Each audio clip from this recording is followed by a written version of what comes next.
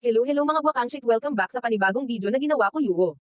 May ipapakita lang ako sa inyong new earning app na nalaman ko at mukhang legit naman siya at masayang lore-oin.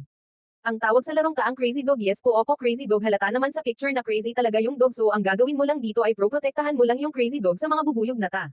O hayop na yan, first attempt pa lang failed na agad. Ulitin natin. So pag maglalaro ka pala is mababawasan yung dog food dyan sa taas, pag naubos yan di ka na makakalaro, pero may free dog food naman, manood ka lang ng ads, pipindutin mo lang. So ito na take 2. Pinag-iisipan ko talaga ng maayos dahil meron ng ganito kanina nung nasa level 20 pa lang ako, kailangan lang di sumabit sa aso o kaya dyan sa kung anuman kasi titigil na agad yung barrier na gagawin mo sana.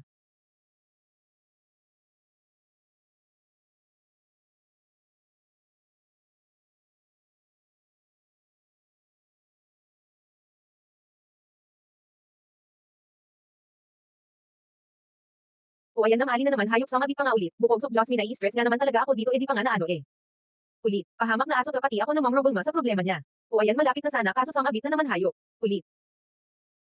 O ayan, nakailan ulit na ako, sumasabit pa din, nauubos na yung dog food ko, kailangan ko na mag-hint, syempre libre lang yung hint, nood ka lang ng ads, 30 seconds lang. O ayan, ayan ang kanina ko pa ina-attempt pero ayaw talaga at ayan na nga, trace lang nga ang gagawin, mali-mali pa. Try and try until you di. Ilang bawal din kasi mano yung Crazy Dog sa parang panusok na yan kasi masasaktan siya, eyes.